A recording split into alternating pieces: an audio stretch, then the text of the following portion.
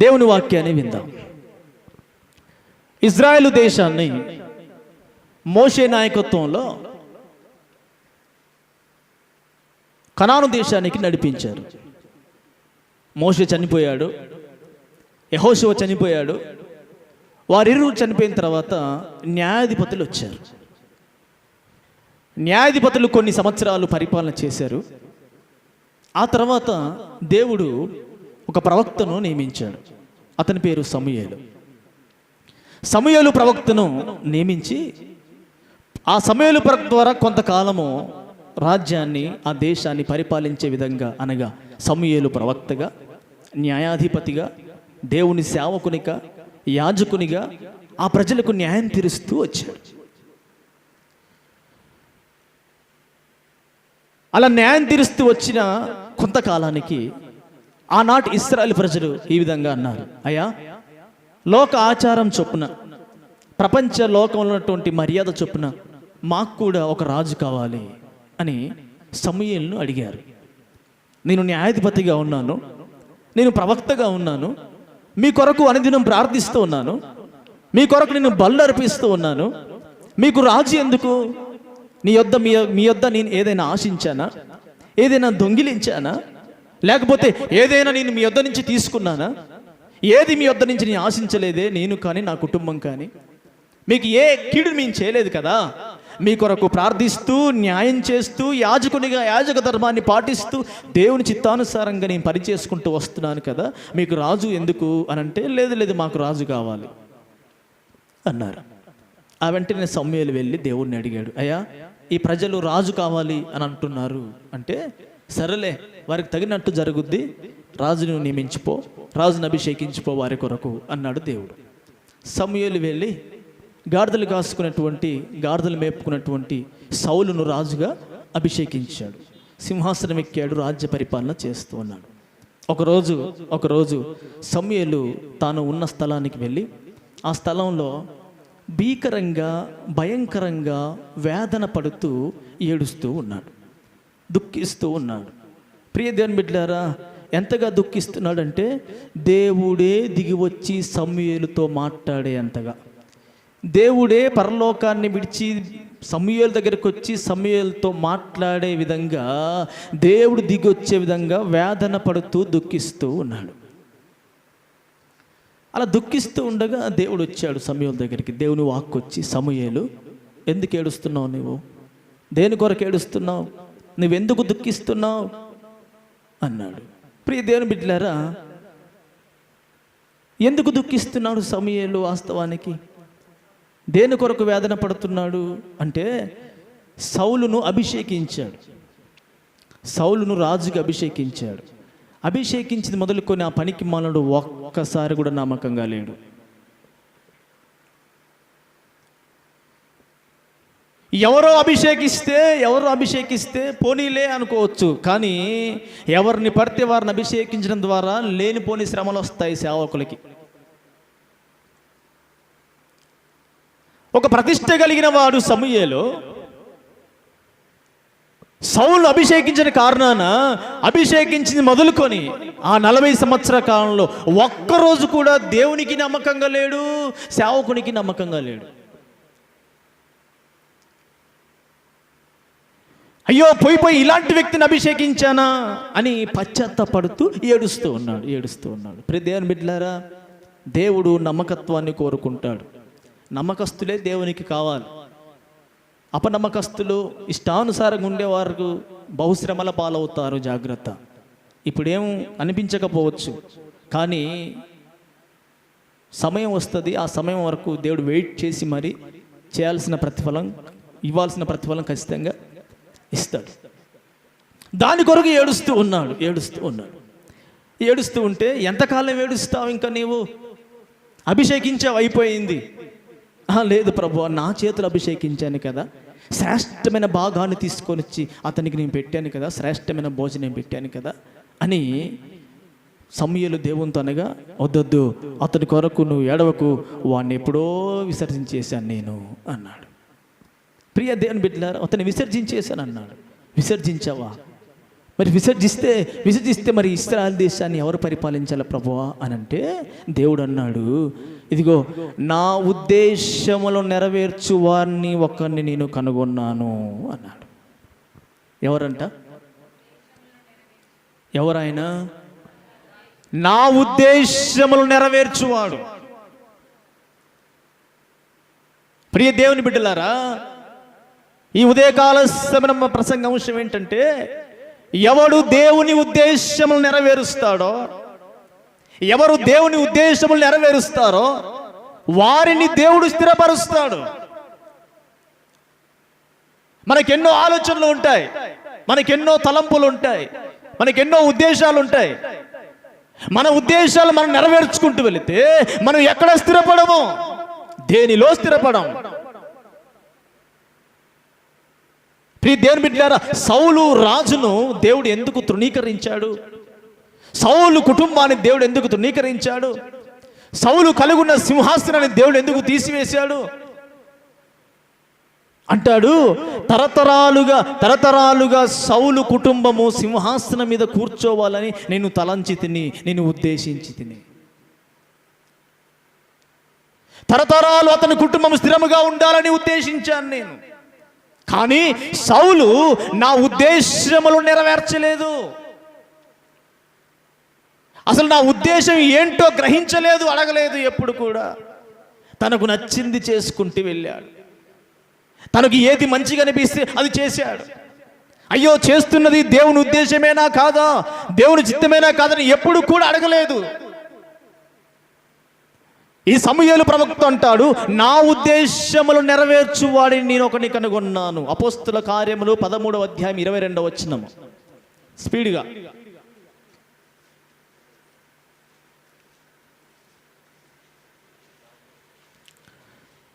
అపోస్తుల కార్యములు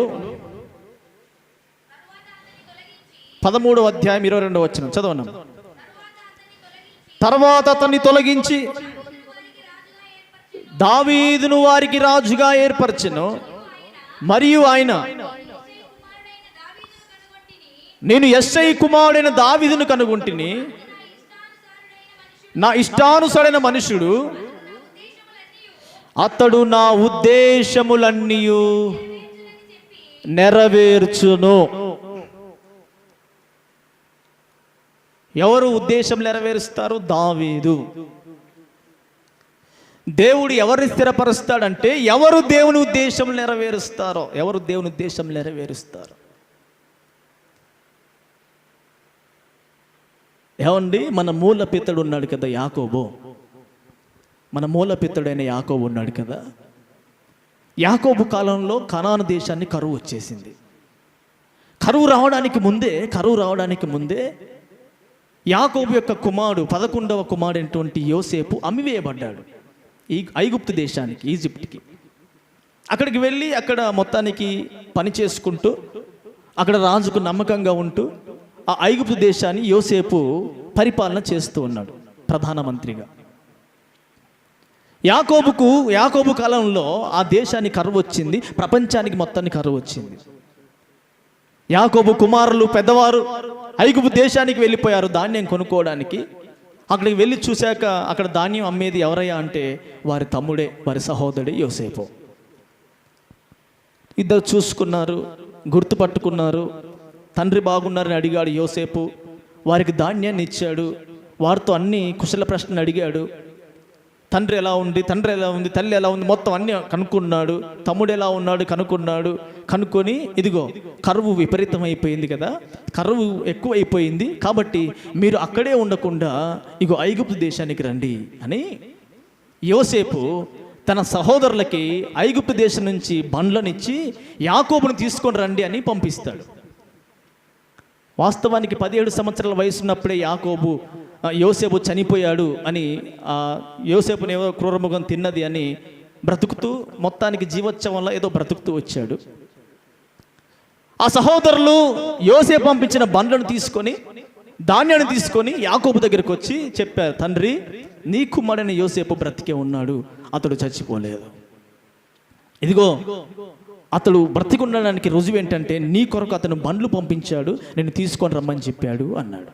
ఆ మాట చెప్పగానే యాకోబు ప్రాణం తెప్పరిల్లినట్లు అయిపోయి ఇక అన్నాడు, ఇంకా యోసేపు ముఖం చూసి నేను చచ్చిపోతే చాలు, ఇన్ని రోజులు చచ్చిపోయాడు అనుకో, నా కొడుకు బ్రతికున్నాడు అని అన్నాడు. వెంటనే అన్నీ సర్దుకున్నారు. అన్నీ సర్దేసుకొని ఆ యొక్క 66 మంది అటు ఇంచుమించు 66 మంది అన్ని సర్దుకొని సమానంత సర్దేసుకొని, కరువు భారంగా ఉందని బండ్ల మీద సమానం సర్దేసుకొని కానాను నుంచి బయర్షెబా అనే ప్రాంతానికి వెళ్ళారు. చెప్పండి, ఎక్కడికి వెళ్ళారు? బయర్షెబా అనే ప్రాంతానికి వెళ్ళారు. బయర్షెబా ప్రాంతానికి వెళ్ళిపోయి అక్కడ వారి యొక్క సామానంతా దించేసి యాకోబు హుటాహుటిని వెళ్ళిపోయి ఒక బలిపీఠాన్ని కట్టి బలి అర్పించి ఆ రాత్రి ప్రార్థన చేస్తాడు. ఏమని? అయ్యా, నా కుమారుడు చనిపోయాడు అనుకున్నాను, వాడు బ్రతికే ఉన్నాడు. యోసేపు ఐగుప్తు దేశంలో ప్రధానమంత్రిగా ఉన్నాడయ్యా. ఇగో అతని సహోదరుడు చెప్పి పంపించాడంట, నీవు ఈ కానాన్లో ఉండకుండా ఐగుప్తుకు రా, నిన్ను మా యొద్ద ఉంచి పోషిస్తాను అన్నాడట.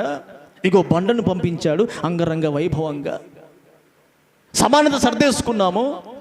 యోసేపు ఉద్దేశం ఏంటంటే నేను అతని దగ్గర ఉండాలి.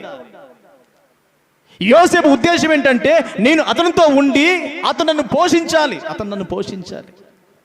యోసేపు ఉద్దేశించి తలంచి పంపించాడయ్యా, నా కుమారుడు కదా, నేను వెళ్ళాలనుకుంటున్నాను, అయితే నీ ఉద్దేశం ఏంటి? నా కుమారుడు ఉద్దేశము నేను ఐగుప్తుకు వెళ్ళాలి. నా కుమారుడు ఉద్దేశం నేను ఐగుప్తులో నా కుమారుని దగ్గర ఉండి నేను పోషించబడాలి, కరువు నుంచి తప్పించబడాలి. అయితే నీ ఉద్దేశం ఏంటి ప్రభువా? నువ్వు వెళ్ళవంటావా వద్దంటావా? ప్రియ దేవుని బిడ్డలారా, దేవుని ఉద్దేశములు కనుక్కుంటున్న యాకోబు, పిలుస్తున్నవాడు కన్న కొడుకైనా కరువులో ఇలా అక్కడ అలమణించిపోతూ ఉన్నా, కరువు నుంచి తప్పించబడే అవకాశం కళ్ళెదురు కనిపిస్తూ ఉన్నా, త్వరపడి పరిగెట్టుకుంటుంది దేవుని చిత్తమని పరిగెట్టుకుంటూ వెళ్లకుండా బయర్షెబా అనే ప్రాంతానికి వెళ్ళి తన తండ్రి అయిన ఇస్సాకు బలి అర్పించిన స్థలానికి వెళ్ళి యాకోబు కూడా బలి అర్పించను అన్నది బైబుల్లో. నా కొడుకే కదా నన్ను రమ్మంటున్నాడు, నేను బయట వారి దగ్గరికి వెళ్ళట్లేదు కదా అని పరిగెట్టుకుంటూ వెళ్ళిపోలేదు. కానీ నీ ఉద్దేశం ఏంటయ్యా? కన్న కొడుకు రమ్మని పిలుస్తున్న దేవుని ఉద్దేశం కొరకు ప్రార్థన చేశాడు యాకోబు. నా ప్రియ దేవుని బిడ్డలారా, ఆ రాత్రి ఉద్దేశం కొరకు బలి అర్పించి భయపడుతూ వణుకుతూ ప్రార్థన చేస్తే దేవుడు ప్రత్యక్షమై అన్నాడు, యాకోబు నీవు భయపడకుమో, యాకోబు నీవు భయపడకుము, ఐగుప్తుకు నీవు వెళ్ళు. అంత మాత్రమే కాదు, నీవు నా ఉద్దేశం నెరవేరుస్తున్నావు.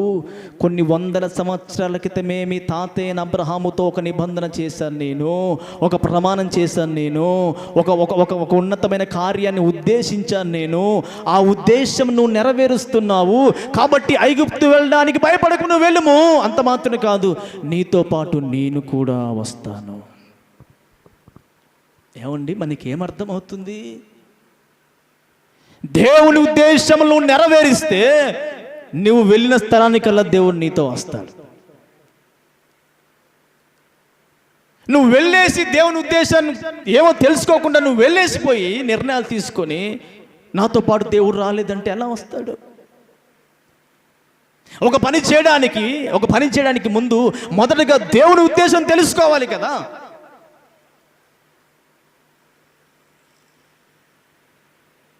దిగాలుగా కూర్చున్నాడు అబ్రహాం.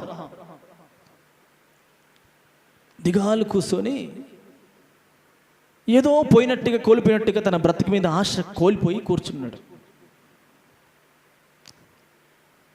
దేవుని స్వరం వచ్చింది, అబ్రహామా అని పిలిచాడు. నీకు బహుమానము ఖేడము నేనై ఉన్నాను అన్నాడు. ఏమిస్తే ఏం లేదు ప్రభువా, దమస్కు ఎలియాజరే కదా నా ఆస్తికి వారసుడు, నాకు సంతానం లేదు కదా అన్నాడు. లేదు, నీకు సంతానం ఇస్తా అన్నాడు. నువ్వు నాకు సంతానం ఇస్తాడానికి రుజువేంది ప్రభువా అని అంటే ఒక గొర్రె పిల్లను, పావురాన్ని, ఒక తెల్ల గువ్వను తీసుకొని వచ్చి రెండు భాగాలుగా చేసి అక్కడ ఉండు అన్నాడు. అబ్రహాము దేవుని మాట విని దాన్ని రెండు ముక్కలు చేసి ఆ ముక్కల దగ్గర ఆ రెండు భాగాల దగ్గర కూర్చుని ఉన్నాడు. చీకటి కమ్మింది, సాయంత్రం అయిపోయింది, గాఢ నిద్రయ అబ్రహాముకు వచ్చేసింది. చీకటి కమ్మేసరికి ఆ నిద్రలోనికి వెళ్ళిపోయాడు. వెళ్ళిపోయినప్పుడు ఒక స్వరము వచ్చి, అబ్రహామా, నీకు నేను సంతానం ఇస్తాను, నీ సంతానం వారు తమది కాని దేశానికి 400 సంవత్సరాలు వలస వెళ్తారు. ఆ 400 సంవత్సరాలు వారు ఆ ప్రజలతో శ్రమ పెట్టబడతారు. శ్రమపడిన పిమ్మట నేను వెళ్ళి వారిని తీసుకొని వచ్చి నువ్వు చూస్తున్న ఈ దేశంలో వారిని స్థిరపరుస్తాను. ఇది నా వాగ్దానము, నీ సంతానాన్ని గురించి నేను ఉద్దేశించిన విధానము అన్నాడు.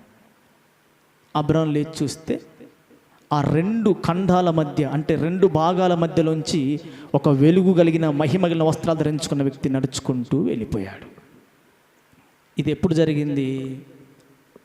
యాకోబు పుట్టక మునుపు. ఎప్పుడు జరిగింది? ఇస్సాకు పుట్టక మునుపు. కొన్ని వందల సంవత్సరాల క్రితమే దేవుడు ఉద్దేశించిన ఉద్దేశం ఉందే, ఆ ఉద్దేశాన్ని యాకోబు బలిపీఠం కట్టి బలి అర్పించి ఐగుప్తుకు వెళ్ళాలా వద్దా ప్రభు అని దేవుని ఉద్దేశాలను తెలుసుకుంటున్నాడు. నా ప్రియ దేవుని బిడ్డలారా, ఎవరు దేవుని ఉద్దేశాలను నెరవేరుస్తారో, ఎవరు దేవుని ఉద్దేశాలను తెలుసుకుంటారో వారిని దేవుడు స్థిరపరుస్తాడు.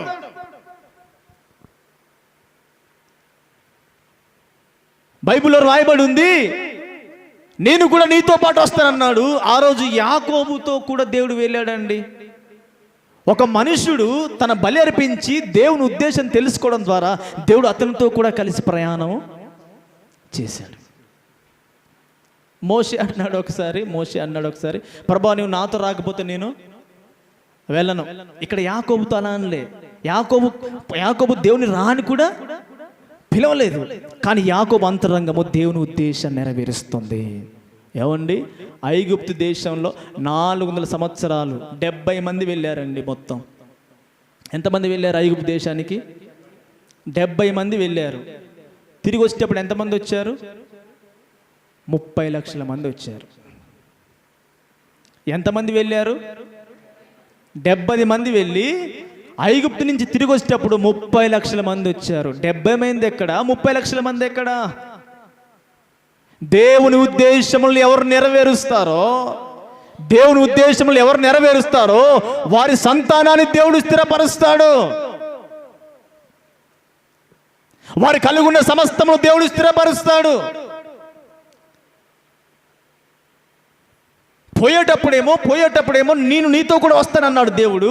ఆ ఐగుప్తు దేశంలో నుండి ఇశ్రాయేలు ప్రజలు బయలుదేరి వస్తున్నారంట. బైబిల్లో రాయబడి ఉంది, యెహోవా సేనలు ఐగుప్తుని విడిచి ఆ దినమే బయలుదేరి.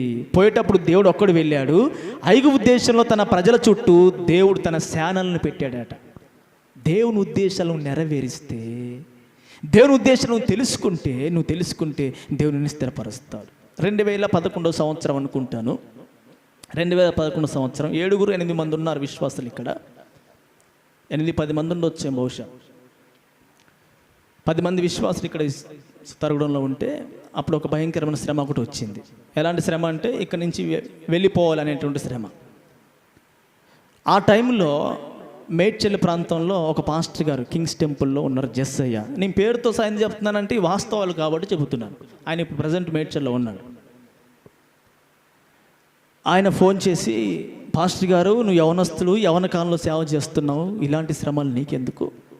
కట్టబడిన మందిరం ఒకటి ఉంది, 50 మంది విశ్వాసులు ఉన్నారు, అక్కడే రూమ్ ఉంటుంది. ఆ రూమ్ ఒకవేళ అక్కడ రూమ్ నీకు నచ్చలేదంటే నువ్వు మేడ్చల్లో కిరాయికి ఉండొచ్చు, కిరాయి కూడా వాళ్ళే కడతారు, నెలకు నీకు 5,000 జీతం ఇస్తారు, ఆఫరింగ్స్ కూడా నీవే ఉంటాయి. ఆ సంస్థలో నువ్వు మంచిగా చక్కగా సేవకుడు ఉండొచ్చు, యవనస్తుడు కదా, నువ్వు ఎందుకు శ్రమ పడతావు, ఎందుకు ఇబ్బందులు పడతావు? ఆ గ్రామంలో వాళ్ళతో వీళ్ళతో మాట్లాడి దెబ్బలు తిని ఎందుకుంటావు అక్కడ, నువ్వు రా అని అన్నాడు. చాలా మంచి మాటలు చెప్పాడు ఆ సేవకుడు. వాస్తవానికి ఆ టైంలో అది కరెక్ట్. ఎవరు ఉండలేరు, ఎవరుంటారు కిరాయి ఇంట్లో? వాళ్ళు వచ్చి వీళ్ళు వచ్చి, ప్రతివాడు చిన్నోడు పెద్దోడు వచ్చి రకరకాల తిట్లు తిడుతుంటే, ఇష్టానుసారంగా మాట్లాడుతూ ఉంటే, వెళ్ళిపో అన్నట్టుగా మాట్లాడుతూ ఉంటే ఎవరుంటారు? మంచి మాట చెప్పాడు. నేను నా ప్రొఫెషన్ నీ సేవ చేయడమే కదా, అదే సేవ అక్కడ చేయొచ్చు కదా, నేను వెళ్ళిపోయి మంచి అవకాశం దొరికింది కదా. ఆ పాస్టర్ గారు చెప్పి ఫోన్లో చెప్పాడు, నాకేదైనా చెప్పు త్వరగా, రేపే నేను మాట్లాడేస్తానంటే, సరే పాస్టర్ గారు నేను రేపు ఉదయం చెప్తాను. ఆ రాత్రి ఆరాం చైర్ అని ఒక చిన్న చైర్ ఉంటుంది, ఆ చైర్లో ఇలా వేలాడి కూర్చొని ధ్యానం చేస్తూ ఉన్నాను. ప్రభువా, మంచి టైంలో మంచి ఆఫర్ లాగా సేవకుడు పిలిచాడు నన్ను. ఈ శ్రమల్లో ఉన్నదానికంటే చక్కగా వెళ్ళిపోయి అక్కడ సేవ చేసుకుంటే బెస్ట్.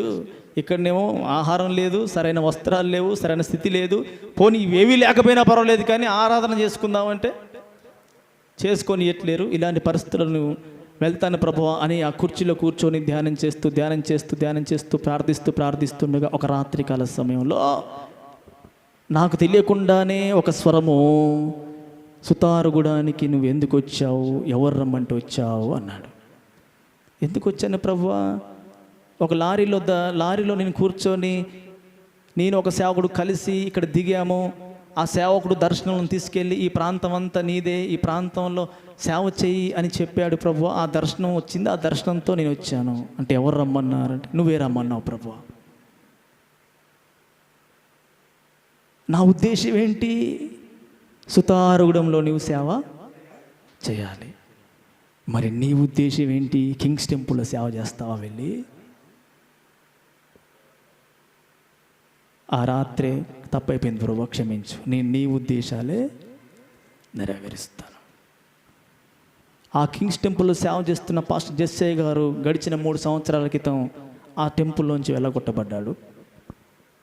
ఇక్కడే చెక్ పోస్ట్లో చెరువు దగ్గర ఒక స్థలాన్ని కొనుక్కొని, మనకంటే చాలా నార్మల్గా మామూలుగా ఒక రేకుల షెడ్ వేసుకొని కొంచెం చాలా ఇబ్బందికర పరిస్థితుల్లో సేవ చేస్తున్నాడు. దేవుని ఉద్దేశాలు నెరవేర్చాలనుకున్నటువంటి సేవకునేమో దేవుడు ఇక్కడ స్థిరపరిచాడు. ఎవరు దేవుని ఉద్దేశాలు నెరవేరుస్తారో, ఎవరు దేవుని ఉద్దేశాలు నెరవేరుస్తారో, నీకు ఎన్నో ఉద్దేశాలు ఉండొచ్చు నీ జీవితంలో, ఎన్నో తలంపులు ఉండొచ్చు నీ జీవితంలో, అది దేవుని ఉద్దేశమేనా?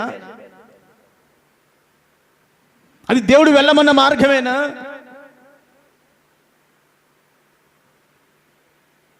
ప్రజలందరూ వచ్చారంట దావీదు దగ్గరికి. రాజా, మీరు అర్జెంటుగా రండి, సౌలు చనిపోయాడు, అందరూ చనిపోయారు, మీరు రాజుగా అభిషేకించబడ్డవారు కాబట్టి మా పరిపాలన చేద్దు రండి అని అంటే, ఆగాగు, మీరు రమ్మంటున్నారు కానీ నా దేవుని ఉద్దేశం ఏంటో తెలుసుకుంటాను. వెళ్ళిపోయి బలిపీఠం కట్టి ఏఫోదును తెప్పించి ప్రార్థన చేస్తూ, అయ్యా ఈ ప్రజలు రమ్మంటున్నారయ్యా, వెళ్ళమంటావా? ఈ ప్రజల ఉద్దేశం ఏంటంటే నేను వాళ్ళ దగ్గరికి వెళ్ళి వారి పరిపాలన చేయాలంట. మరి నీ ఉద్దేశం ఏంటయ్యా? వెళ్ళాలా వద్దా? వెళ్ళు దావీదు. ఎక్కడికి వెళ్ళాలయ్యా? వెళ్ళమంటున్నావు కదా, చాలా ప్రాంతాలు ఉన్నాయి, ఏ ప్రాంతానికి వెళ్ళాలి? హెబ్రోనికి వెళ్ళు. హెబ్రోన్ అంటే ఏంటయ్యా? నాతో సహవాసం. హెబ్రోన్ అంటే ఏంటయ్యా? దేవునితో సహవాసం. పిలిచిన ప్రతి ఓడి దగ్గరికి వెళ్ళకు, నాతో సహవాసానికి రా. నా ఉద్దేశం నెరవేర్చువాడు దావీదు. సౌలు నా ఉద్దేశాలు నెరవేర్చలేదు, అందుకే వాడి సింహాసనం పోయింది. సౌలు నా ఉద్దేశం నెరవేర్చలేదు, అందుకే అతని రాజరికం పోయింది, అతడు శాపగ్రస్తుడైపోయాడు. సౌలు, నీకు తెలివి ఉంది, జ్ఞానం ఉంది, మంచి చదువు ఉంది, నీకు ఎన్నో రకరకాల బిరుదులు లేకపోతే రకరకాల తెలివితేటలు నీకున్నాయి, కానీ నువ్వు దేవుని ఉద్దేశం చేస్తున్నావా? ఎప్పుడైనా అడిగావా, ప్రభువా ఇది చేయడం నీ ఉద్దేశమా కాదా, నీ చిత్తమా కాదని అడిగావా? నువ్వు అడగకుండానే అన్ని చేసుకొని అబాసుప పాలైపోయి అవమానాలు తెచ్చుకొని అన్ని కోల్పోయి యాకోబు దేవుని ఉద్దేశం నెరవేర్చిన కారణం ఐగుప్తు దేశంలో యాకోబును బహు ఆస్తి గలవారిగా చేసి 30 లక్షల మందితో తీసుకొని వచ్చాడు. ఒక మాట చదివించి నీ వాక్యాన్ని ముగిస్తాను. బిడ్డలారా, దావీదుతో దేవుడు అంటాడు, ఎన్నోసార్లు చెప్పుకుంటూ వచ్చాను నేను దావీదు గురించి. నేడు ఇజ్రాయెల్ దేశాన్ని పరిపాలిస్తున్న వ్యక్తి ఖచ్చితంగా యూదా గోత్రానికి చెందినవాడై ఉంటాడు, ఖచ్చితంగా యూదుడై ఉంటాడు. కారణం ఏంటి? దేవుడు అన్నాడు దావీదుతోటి, దావీదు నా ఉద్దేశం నెరవేర్చువాడు కాబట్టి ఇదిగో అతని తర్వాత అతని సంతానాన్ని నేను స్థిరపరుస్తాను అన్నాడు. ఆ మాట చదువుదామా? 2 సమూయేలు గ్రంథము 7వ అధ్యాయము. 2 సమూయేలు గ్రంథము 7వ అధ్యాయము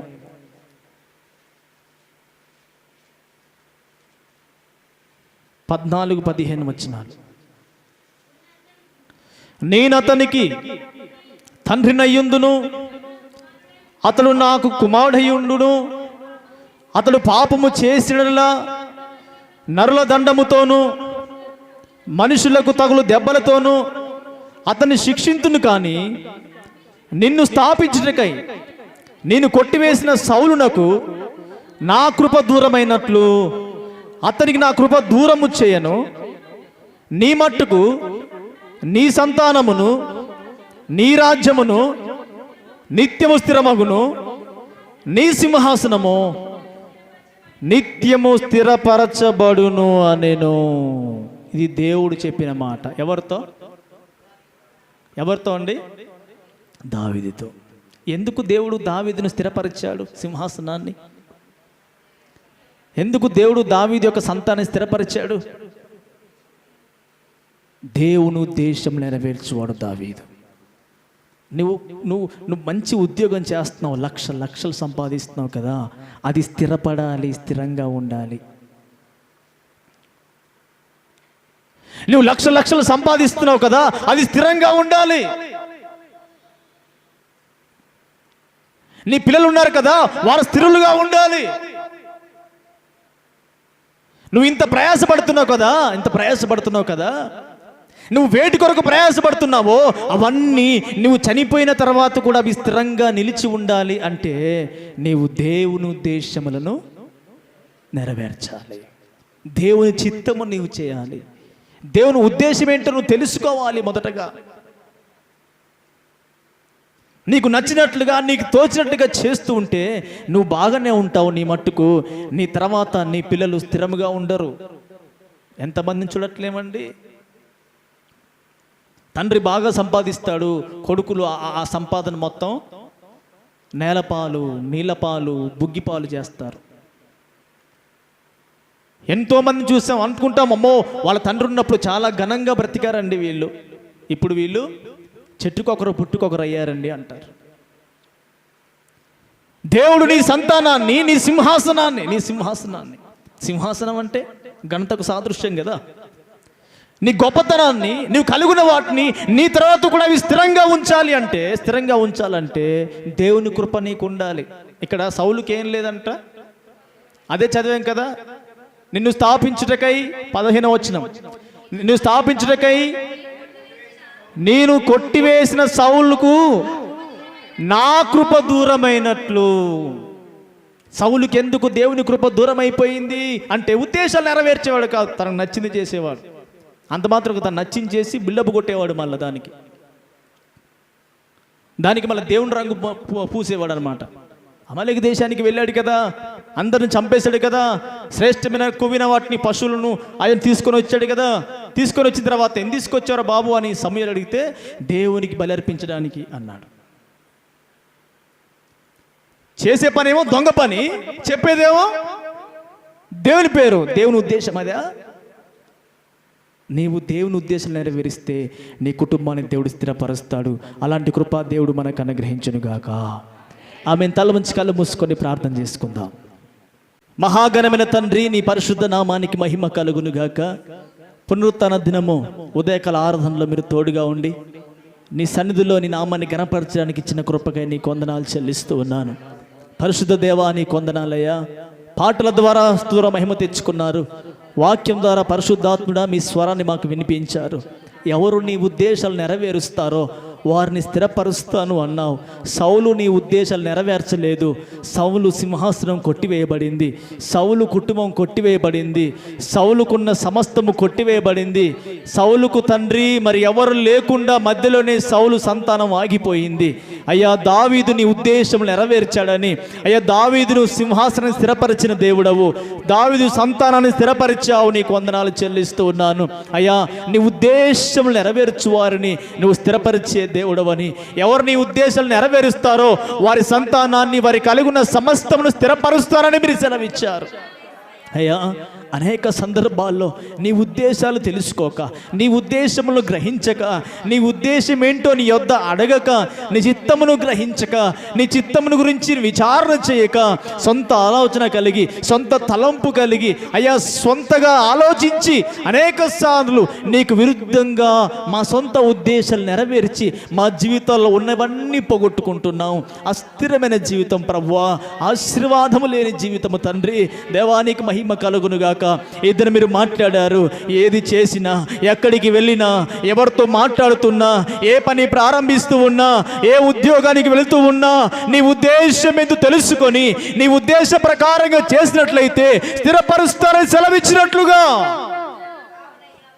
దావీదు కుటుంబాన్ని, సింహాసనాన్ని, సంతానాన్ని, ఆశీర్వాదాన్ని స్థిరపరిచినట్లుగా ఈ మందిరంలో ఏకీభవిస్తున్న, ఈ వాక్యం విని ఏకీభవిస్తున్న ప్రతి బిడ్డ కుటుంబాలు స్థిరపరచబడినట్లు, అయ్యా ప్రతి బిడ్డ సంతానము స్థిరపరచున్నట్లు, వారి కలిగి ఉన్న ఆశీర్వాదము స్థిరముగా ఉండినట్లుగా, నీ ఉద్దేశములే బిడ్డలు నెరవేర్చున్నట్లు, నీ ఉద్దేశం ప్రకారం బిడ్డలు బ్రతుకున్నట్లు సహాయం చేయమని. ఎవరు లేమిలో ఉండకూడదు నాయన. కలిమిని సమృద్ధిని అనుగ్రహించండి. వారి కలిగి ఉన్న ఆశీర్వాదం స్థిరపరచండి, వారి వస్తువులను స్థిరపరచండి, వారి సంతానాన్ని స్థిరపరచండి. దేవా సౌలుకు నీ కృపను కొట్టివేసినట్లుగా బిడ్డలకు నీ కృప కొట్టివేయక, దావీదుకు నీ కృపను స్థిరముగా ఉంచినట్లు, అయ్యా ఈ మందిరానికి వస్తున్న ప్రతి బిడ్డ కుటుంబంలో నీ కృప స్థిరముగా ఉండునుగాక. దేవా వారి ఆశీర్వాదము స్థిరముగా ఉండునుగాక. అయ్యా మీ కృపలో బలపరచమని, ఈ మాటలు వింటున్న ప్రతి బిడ్డను మీరు స్థిరపరచమని అయ్యా నీకు స్తోత్రాలు చెల్లిస్తూ ఉన్నాను. నీ ఉద్దేశాలు నెరవేరుస్తూ ఒక దినము దేవా ఉన్నతమైన స్థానంలో ఈ బిడ్డల్ని చూచినట్లుగా, ఉన్నతమైన స్థలములలో నేను చూచినట్లుగా దేవా నీకు మహిమ కలుగుగాక. వీరు మరణించినా సరే వీరి సంతానము స్థిరముగా ఉండినట్లుగా, వీరు కలిగిన సమస్తము స్థిరపరచబడినట్లుగా, నీ ఉద్దేశం నెరవేర్చినట్లు బిడ్డలకు మీరు సహాయం చేయమని, విన వాక్యము బిడ్డల హృదయాలు నీరు కట్టి ఫలింపచేయమని, అయ్యా వాక్యానుసారంగా జీవించకు సహాయం చేయమని ప్రార్థిస్తున్నాను. ఎంతమంది బిడ్డలు బలహీనులుగా ఉన్నారో బలపరచండి, అనారోగ్యంగా ఉన్న వారిని ముట్టి స్వస్థపరచండి. అయ్యా బిడ్డలను క్షేమంగా తీసుకొచ్చారో వెలుచిన మార్గంలో తోడుగా ఉండి క్షేమకు సహాయం చేయండి. ప్రయాణం చేస్తుండగా, రోడ్డు దార్చుండగా బిడ్డలు క్షేమంగా వారి గృహాలు చేరినట్లు సహాయం చేయమని, ఎవరు ఏ వ్యాధి బాధల చేత వచ్చి ఉన్నారో ప్రభువా ప్రతి వారి దృష్టించిన దేవుడవు, ఈ దినం మీరు మాట్లాడిన దేవుడవు, అయ్యా స్థిరపరుస్తానని సెలవిచ్చిన దేవుడవు. మీరు స్థిరపరిచి బిడ్డల అయ్యా అవసరాలు అక్కర్లు కొరతలు తీర్చి నీ సాక్షి నిలబెట్టి మీరు వాడుకోమని ప్రార్థిస్తూ ఉన్నాను. అర్పణలను దీవించి ఆశీర్వదించి ఆకాశ వాకిలింపి పట్టజనంత విస్తరందుల కుటుంబాన్ని కలిగించమని, ఈ దినం రాని బిడ్డలు క్షమించి కనికరించి మరొక వారిని నడిపించమని, మీ చిత్తమైతే మీరు రాగడ ఆలస్యమైతే మరొకసారి ఏదైనా కలిసి ప్రార్థించడానికి సహాయం చేయమని మమ్మల్ని అందరినీ కృపగల హస్తానికి అప్పగిస్తూ నజరేయుడు పరిశుద్ధుడైన యేసుక్రీస్తు నామమున ప్రార్థించడి వేడుచున్నాము పరమ తండ్రి, ఆమేన్. మన తండ్రి అయిన దేవుని ప్రేమ, ప్రభువైన యేసుక్రీస్తు వారి కృప, పరిశుద్ధాత్మ దేవుని కన్యన సహవాసమైన సన్నిధి ఇక్కడ మనకును సకల పరిశుద్ధులకును ఈ దినము ఈ వాక్యం విన్న ప్రతి బిడ్డకు ఇది మొదలుకొని ఆయన రాకడ వరకు సదాకాలం తోడయుండి ముందుకు నడిపించి బలపరచునుగాక. ఆమేన్. యేసు రక్తమే జయం, ప్రభు యేసు రక్తమే జయం, యేసు నామములో సంపూర్ణ విజయం, అపవాది కనంత కొట్టి నాశనం. తండ్రి నీ కార్యం నిరంతరం జయము జయము జయము తండ్రి. ఆమేన్. అందరి కొందనాలము. దేవుడు మిమ్మల్ని దీవించునుగాక. ఆమేన్.